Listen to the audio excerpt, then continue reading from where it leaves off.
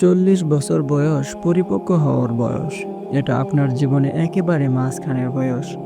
এ বয়স নিয়ে আধুনিক সমাজে আমরা একটা পরিভাষা ব্যবহার করি, মিড লাইফ ক্রাইসিস বা মধ্য বয়সের সংকট।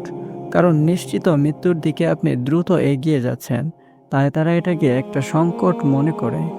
কিন্তু ইসলামের ক্ষেত্রে এই বয়সে উপনীত হওয়ার পর আপনি উপলব্ধি করতে পারেন, আমার জীবনের অর্ধেকটা সময় ইতিমধ্যে পার হয়ে গিয়েছে।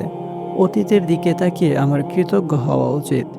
এখন নিজের ভবিষ্যতের দিকে না তাকিয়ে আমার ছেলেমেয়েদের ভবিষ্যতের দিকে তাকাতে হবে। ঠিক এই ব্যাপারটাই সূরা কাহাফে বলা হয়েছে, 40 বছরে উপনীত হয়। উক্ত ব্যক্তি তখন বলবে, রব্বি আউজি'নি আন আশকুরা নি'মাতাকাল্লাতী আন'আমতা আলাইয়া ওয়া আলা ওয়ালিদাই।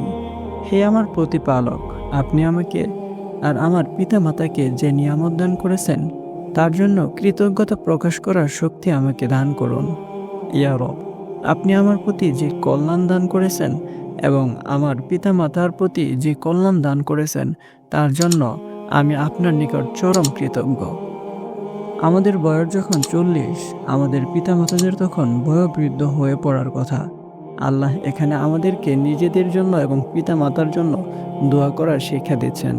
আয়াতের এই অংশটুকু আমাদের জীবনের অতীত নিয়ে। এরপরে এসেছে ভবিষ্যতের কথা, ওয়ান আমালা সলিহান তারদাহ, আর আমাকে এমন সৎকর্ম করার সামর্থ্য দিন যাতে আপনি সন্তুষ্ট হন। এবং মৃত্যু যেহেতু খুবই কাছে, ইয়া আল্লাহ, আমাকে এমন সব সৎ কাজের তৌফিক দান করুন যাতে আপনি সন্তুষ্ট হয়ে যান। আমার সন্তানদেরকে সৎকর্ম পরায়ণ করে আমার প্রতি অনুগ্রহ করুন। আমি আমার সন্তানদের এবং তাদের পরবর্তী বংশধরদের জন্য দোয়া করছি, আমার জন্য তাদেরকে সৎকর্ম পরায়ণ করুন।